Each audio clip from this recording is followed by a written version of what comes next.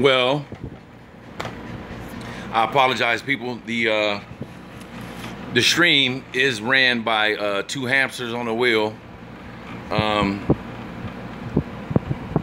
with duct tape and smoke signals, but my battery died. We were engaged in a great conversation, and my buddy, New York Yanks fan 7, had came in, man, and good to see him. He had came through, and it died out. The hobby collector, Ben Mueller. Hey, what's up, Ben? Glad to see you here, buddy. We had a nice chat going earlier, just a few minutes ago, but the stream was tripping. What's up, Dustin? The stream was tripping and my battery got low, so I had to step inside where the battery was better. AC, what's up, man? I know you was talking some hip hop the other day. I love hip hop. You already know. Talk to me, dog. We were having a conversation about base cards. Excuse me, I had to make sure my electronics are plugged in. We were having a conversation about base cards. AC, hey, Andy's gal. Good to see you back. Shh, sissy. We had a conversation about base cards, and I personally, I penny sleeve all my base cards, and I collect base cards. So if any of you guys have base cards, especially of teams or players that you don't collect, let me know. I'll help you pay for the shipping or whatever to get them here. But I love base cards. What's up, the hobby collector, Ben Mueller? Ben, so just so you know, to be a part of the fam, I had to give you a name. It's like growing up, the way I grew up, like everybody had a nickname. So you're gonna get a nickname. I don't know what it's gonna be, but I'll come up with something. Who won during the last 20 minutes of your previous session but couldn't participate in the device? Was it your device or my device? We were having a good conversation about players that were underestimated or didn't get the respect they deserve. Hey, get out of there. That's what happens when you got little dogs. They think they're tough. Big Ben is a good one. The hobby collector, Big Ben. Big Ben is what they call me. What about B Double? Woo! Shot B Double. There you go, Mervin Fernandez. Okay, good to see you back, New York Yanks fan, man. Your content and your comments are appreciated, man, because you have a wide variety of information, man, and a hell of a collection.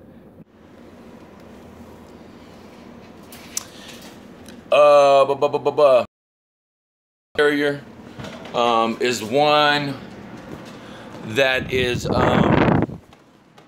suspect to say the best, so we're just gonna make the most of this and enjoy this Friday night. I wish I had me a nice cold one. New York Yanks fan, I know you know every now and then you might have a nice cold one with you. I know Pepino, man, if he's out there, he has a cold one with him. So we're talking underrated, underappreciated players of all time. I don't have that Debo lazy eye. I'm just trying to find where the camera is, and the comments come in a different section. So if you see my Tracy McGrady eye, that's the reason. Mervin Fernandez. Let's talk baseball. Underappreciated, underrated baseball players of all time. Who are some guys that didn't get their respect that they deserved? What about Bob Welch as a pitcher? I know. Somebody that's old enough to decide with me on this, please let me know. Jack Morris. When I look at Jack Morris's numbers and what he did as a pitcher, Jack Morris, look at it. I mean, filthy. He had some great seasons. Multiple 20 win seasons. I know he won a World Series. I believe it was with Toronto, maybe with Detroit, but I want to say Toronto. Just a great pitcher that doesn't get the props of respect. Omar Vizquel, yes, Dustin. A round of applause to you. Yeah, he was amazing at turning double plays. Sam Cassell, AC, man. Cassell played on a lot of really good teams.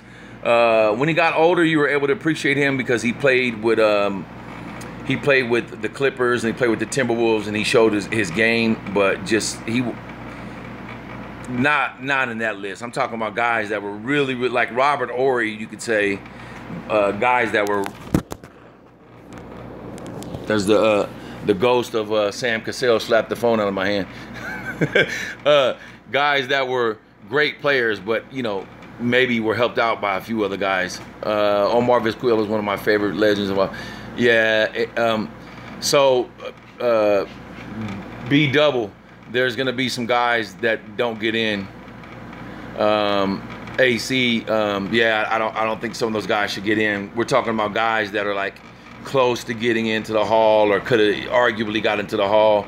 Where's Yankees fan? Where you at, man? I know you're a big time stat guy and you know stuff.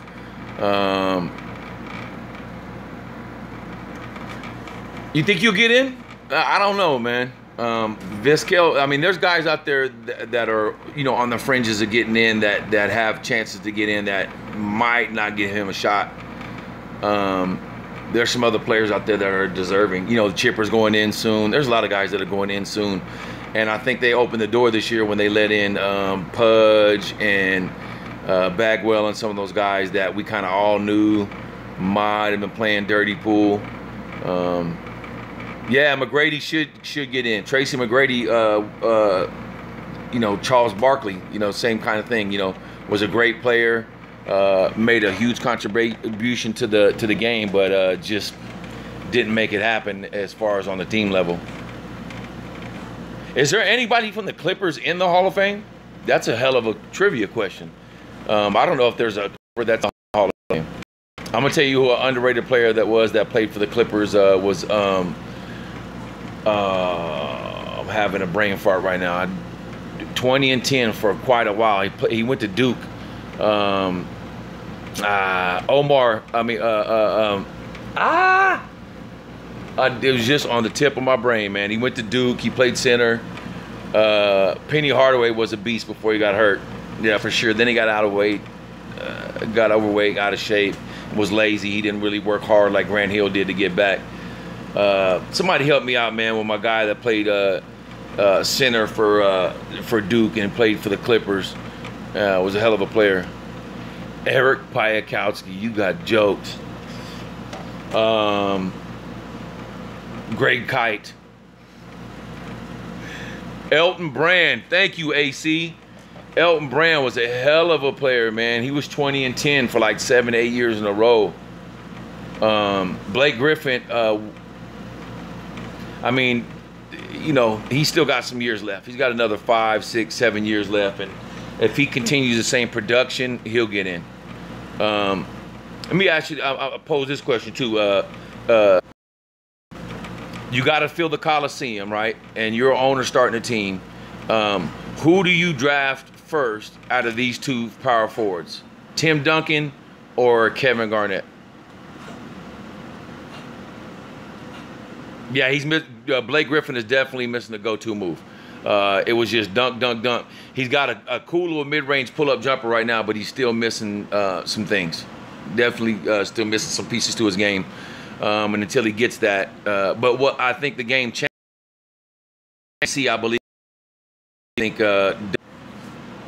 I think Blake Griffin's the type of player that can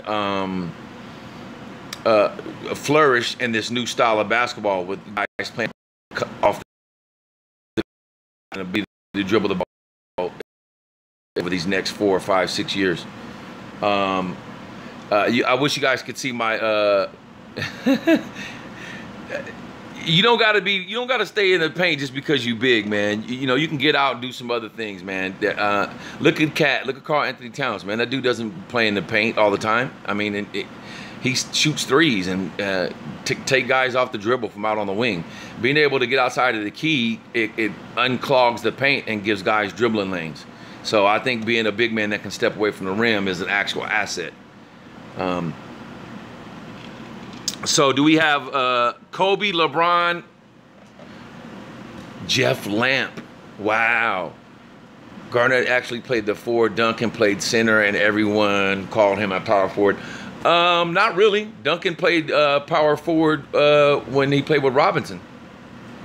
And I think if you look at teams after that too, there was a great part of his career where he played power forward.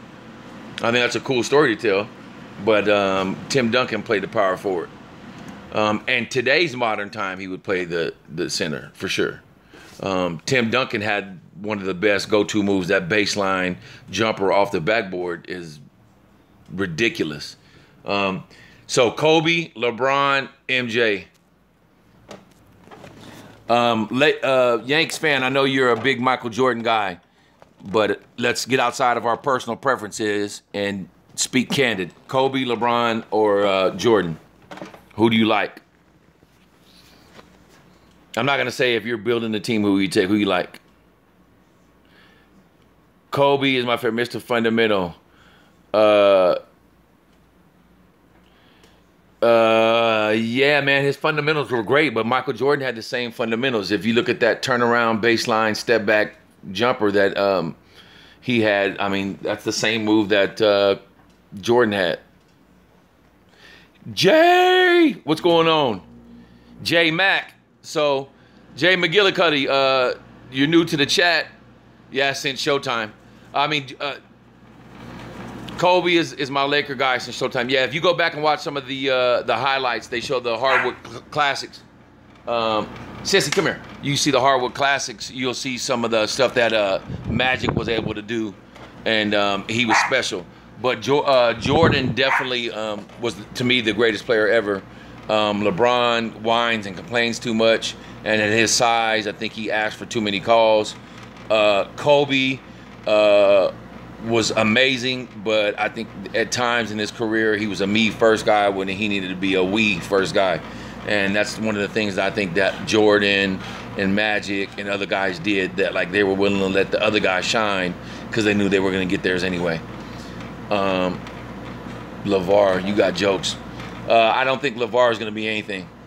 And J Mac, what I was going to say, well, LeVar will be cool. He'll help the Lakers. I'm a Laker fan. He'll help them, but he's not the star. He's a great piece that will put people in the stands.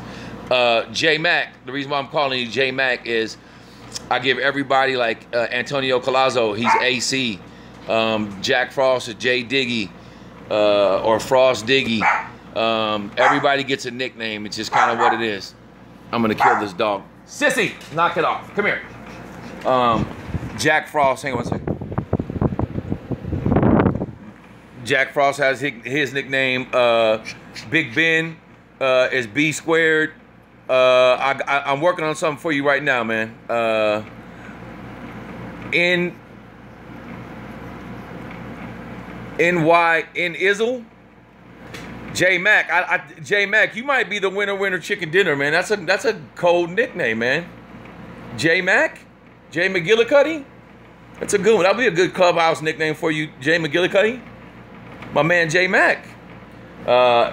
It's just the way I was raised, man. Everybody has a nickname. My nickname is Seawalk.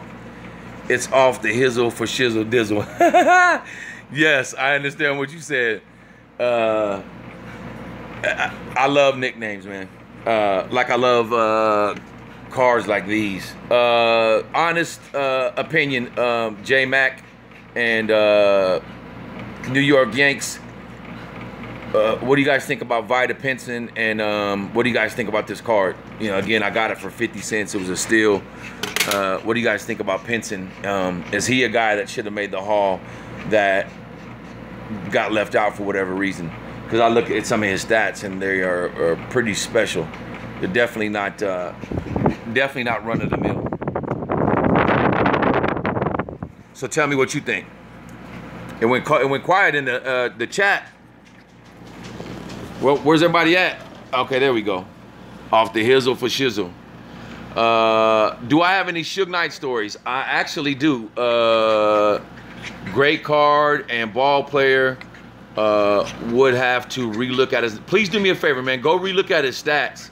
I think his rookie is in 58, but that's a beautiful card to me. The 66 set is amazing, and to get it for 50 cents and it's gradable, like you were saying, J Mac. I'm trying to get in with Mike Fabian and on some of those submissions and get some cards graded. But I do have a Suge Knight story. A lot of people don't know this.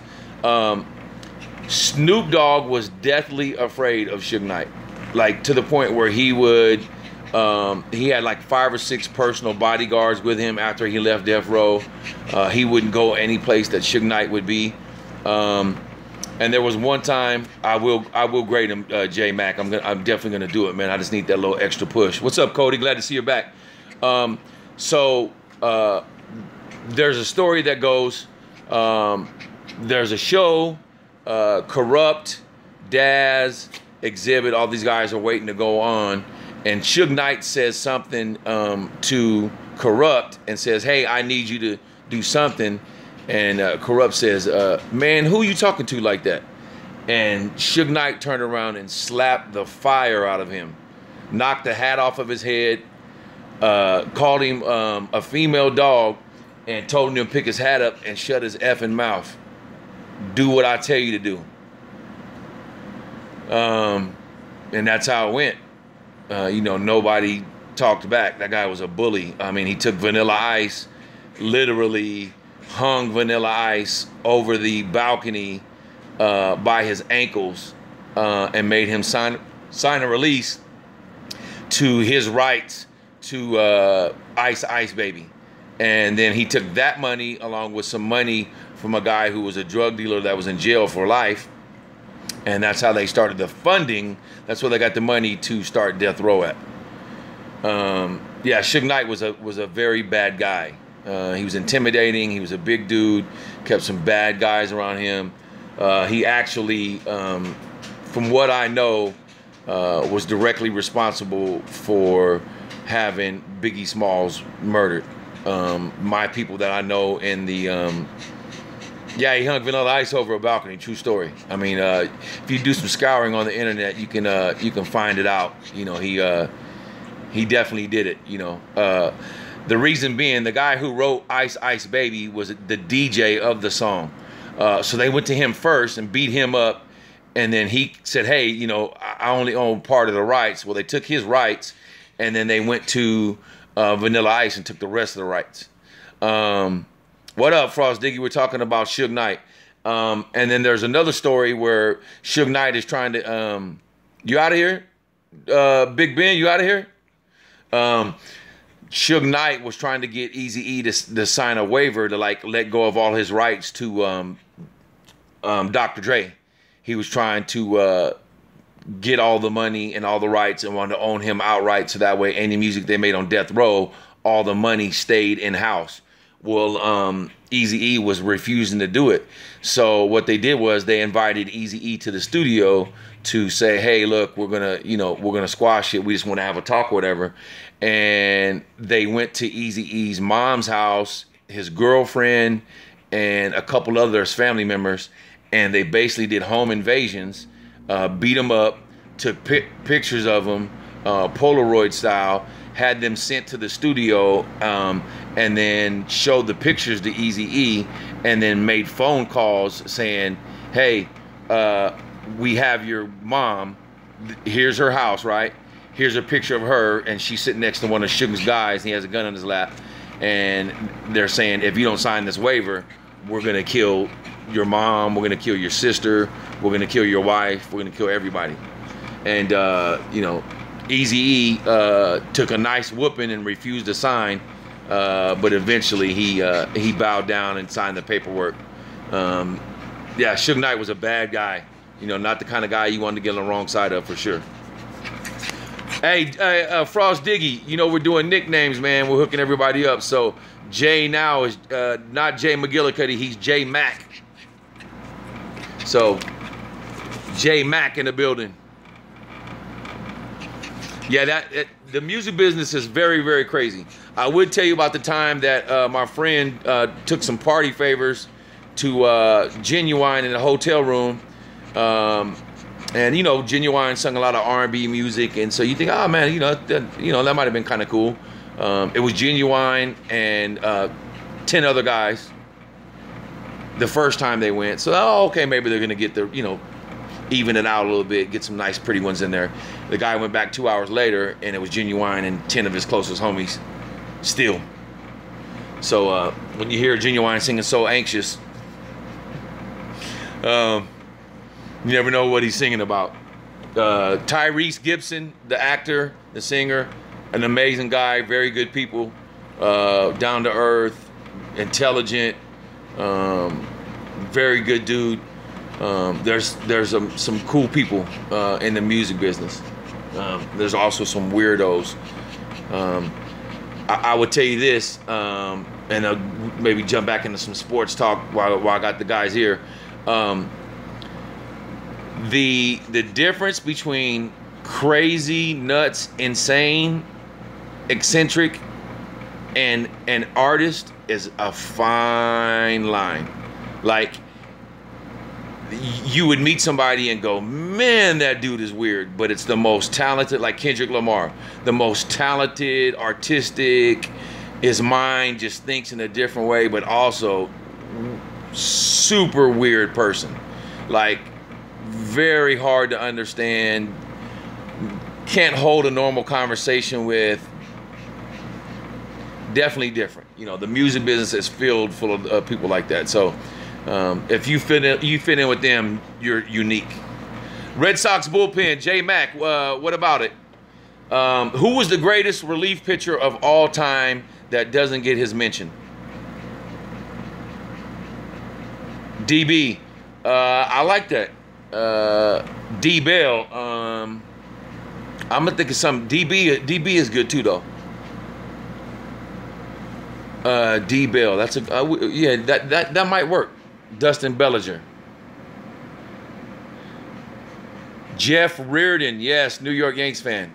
Jeff Reardon was one. Speaking of the Yankees, Righetti. Am I correct? Was Righetti a reliever? J Mac, who was that? I never heard of him.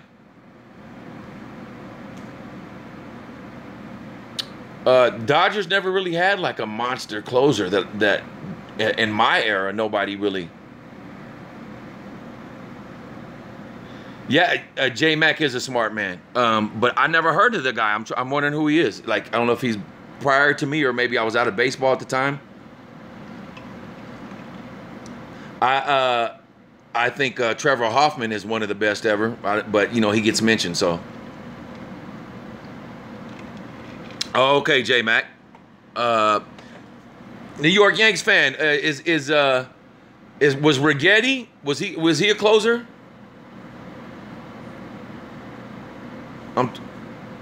I think he is, but I'm not 100% sure if Righetti was the closer.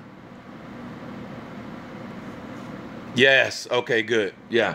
He was one of my guys that I liked a lot. He was started as a starter, and then like his third year into the league, he moved into yeah. Okay. Yeah, there's some guys like that I liked a lot. Lee Smith gets mentioned. I'm trying to think of some other guys that maybe were unheralded. Oh wow, threw a no-hitter for the Sox in '82, against the Sox in '82. Who was is it Teddy Higuera, the guy that won MVP and won Cy Young for the Brewers, the year they won the series, like in '83, '84? Is that who that was? Some of you guys that know baseball like that, let me know. I can't remember.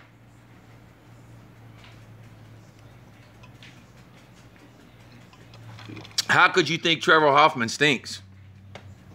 I don't understand that. The guy was an amazing pitcher. Willie Hernandez, is that who I'm thinking of for the Tigers? It wasn't Higuera? It was, yes. Yes, sir. 007. That's your name, New York Yankees fan. 007. 007, it was. Okay. It was Hernandez. Now that you say it, I remember. Raleigh Fingers hadn't washed his butt. Stupid. I know. Frost Diggy is waiting for us to slide over into some football talk. So let's go. Best tight ends of all time. 007 is a nice nickname. New York Yankees fan 7, 007. He's a smooth character. James Bond is smooth. I think it fits. That shoe fits.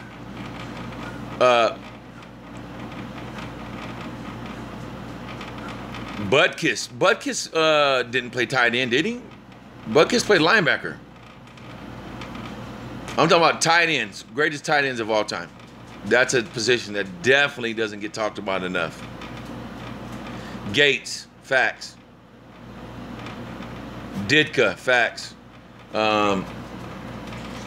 Won a ring with the Cowboys after old man got tired of him, sent him packing. Tony Gonzalez. You all right, J Mac. Tony Gonzalez. Todd Christensen for the win. Was Dave Casper tight end? I think he was tight end, correct? Greg Olson, modern day for real. He definitely will get into the Hall. Greg Olson's a stud. Ozzie Newsome, Shannon Sharp. How about Gronk for sure? Kellen Winslow. Winslow was a stud. Ben Coates. Who said Ben Coates? Ben Coates is definitely underrated, and Jason Witten is definitely overrated. God, he gets on my nerves. Vernon Davis is better than Jason Witten. AC, you're tripping. Yes, J Mac, Winslow was nice. Bavaro. He ran over everyone. I think it was the Super Bowl or the NFC Championship game against the 49ers. He ran. That's my team too. He ran over everyone, including Ronnie Lott. I mean, he put a show on. There's some other great tight ends out there. Who else are we missing? Dallas Clark was nice. Also,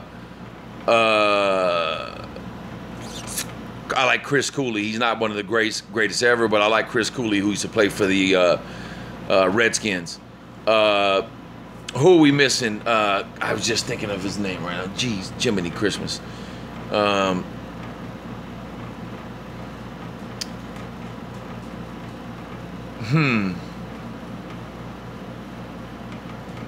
Houston, Dallas, Cleveland. We always said Newsome. Shockey. I used to love Jeremy Shockey. Definitely was a stud.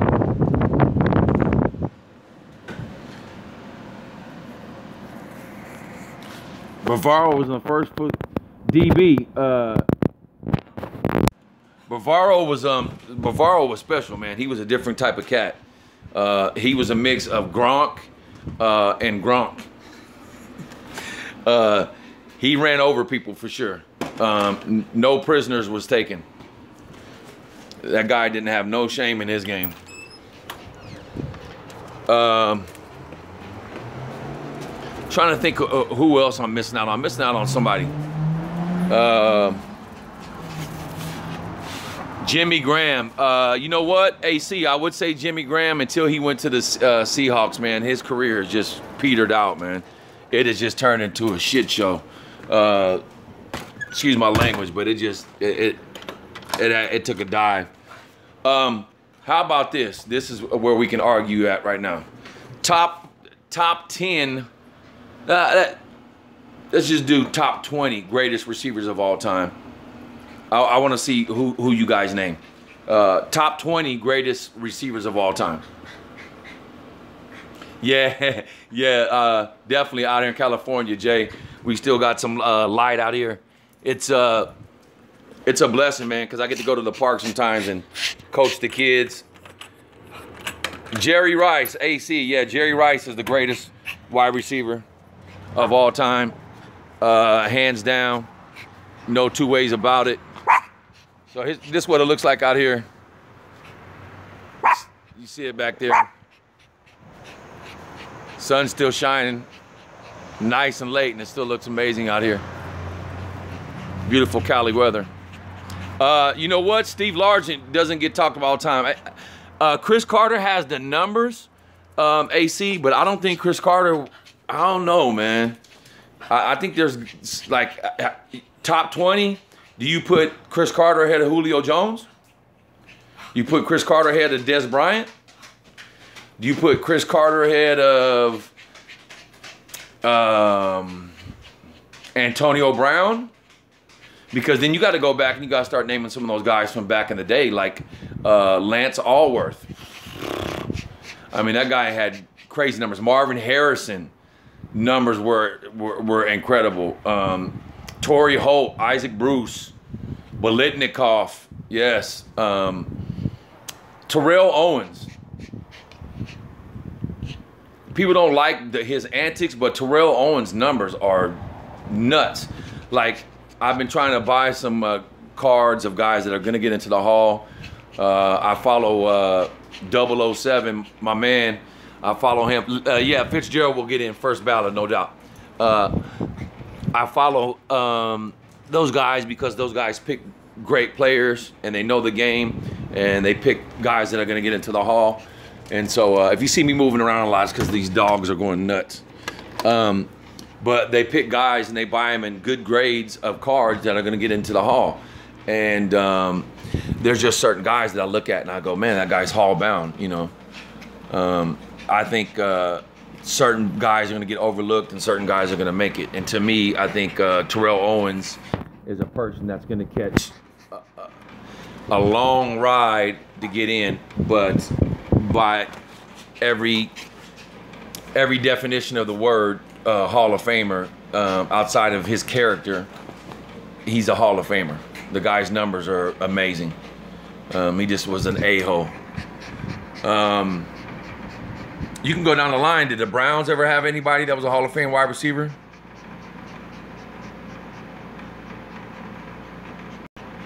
Back, Bob Hayes was, yeah. What about you guys don't like Bambi? I know I mentioned him already. Allworth. You don't think Allworth was one of the best receivers?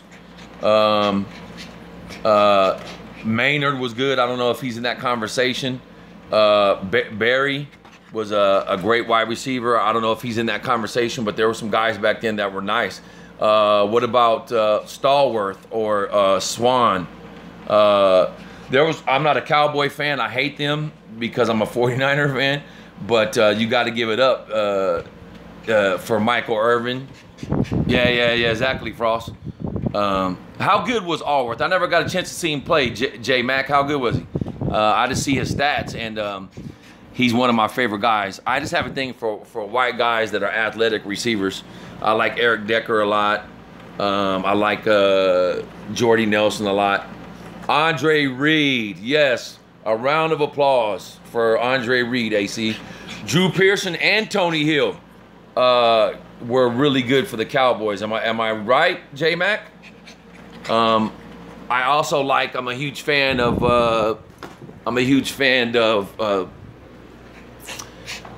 What's his name? From back in the days. Played for the Rams. Wide receiver, played for the Rams. Stanley Morgan. Ding, ding, ding. Winner, winner, chicken dinner. Stanley Morgan from the Patriots. Perennial All-Pro. Had a lot of real. What about defense? Let's go linebackers. There you go, 007. I was wondering where you were at. Henry Eller. Yeah, we named DB. We named Isaac Bruce. We named Reggie Wayne. Both great. But that's the kind of name out of the hat I'm talking about, 007. Henry Ellard, if you look at his numbers, I think he's top 20 in almost all the numbers. That guy was Jerry Curl and all, looking like Ice Cube's first album. That guy was a special receiver. Had a lot to offer. I know James Lofton didn't have the numbers long enough, but James Lofton was a hell of a receiver as well. Linebackers. So Butkus, Singletary, Urlacher. Look at Frost Diggy right now. For the first three were all Bears. He's like, yes.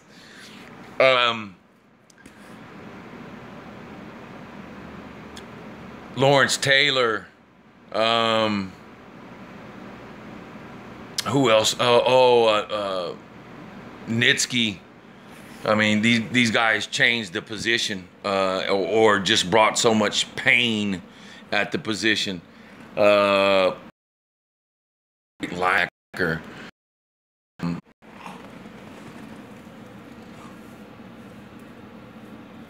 Sam Mills, I said.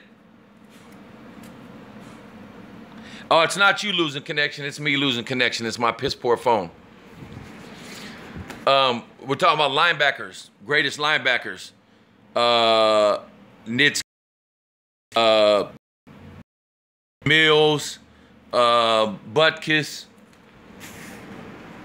Singletary, Patrick Willis. No, it's not Wi-Fi, man. It's me. It's not you guys. It's disconnecting because of me. It's not you guys. I promise. It's dropping. It goes in and out. I have Metro PCS, so I get free everything. But sometimes when it's busy, stuff connects and disconnects. So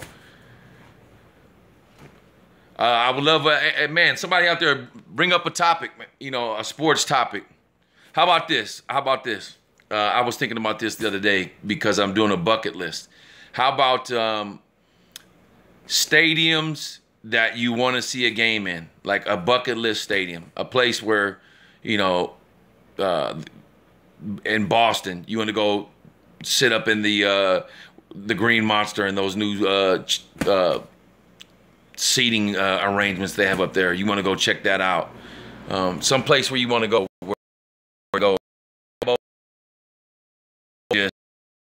Soldier Field is just iconic, and if you're gonna do a bucket list for a place to go watch a game at, Soldier Field would be on that list.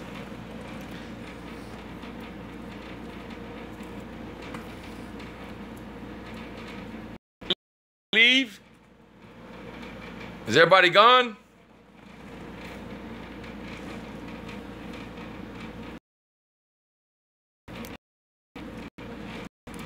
It says we still got some guys in here.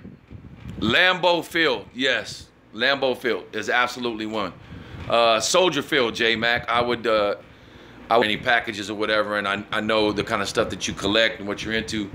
I was just asking guys for base. Any base that you have, yeah, Wrigley Field is definitely a play. Well, they're for the they're gonna put it on the base cards from Semi-Star. I have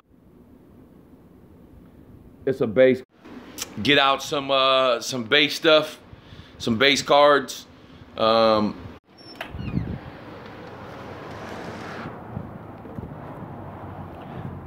J-Mac, I don't have a preference on the cards. If they're good-looking cards, I collect them. I don't care if it's the most expensive stuff, long as it's in halfway decent condition, anything base. And then I do share the cards with the kids. I probably have about 10 or 15 kids that collect now that I've coached over the last couple years. So this last season, I got about most of my team, like 9 kids collecting. I give them cards of their favorite teams and I hook them up. So if you can, please go through your base stuff.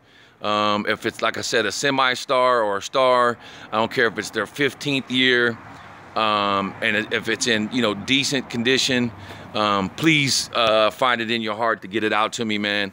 I'll give you my address. My email is kcwalker805@YMAIL. So just let me know if you got some stuff. If you got a want list, or if you got stuff that you like, let me know, put it down. I got you, I'll take care of you and return the favor, man. Enjoy the rest of your weekend. You guys have a good one, man. I gotta get out of here. My connection's poor and I'm upset about it. Love you all, man. Support the hobby. Think about that base, about that base, about that base, about that base. Hey, yeah, please put some cards to the side, Jay. I thoroughly would appreciate that, man. Again, I collect that. So for me, I can help other people by giving them some of my other stuff that might be better. Because I'm really into the look and not the dollar value of the card. So if it's a cool looking card, all right, I would love it. All right, DB, you guys have a good one, man. And think about me for the base, man. Go through your stuff and see what you got, man. Love you guys all. Love the hobby. Support the hobby, all right? Thank you, J Mac.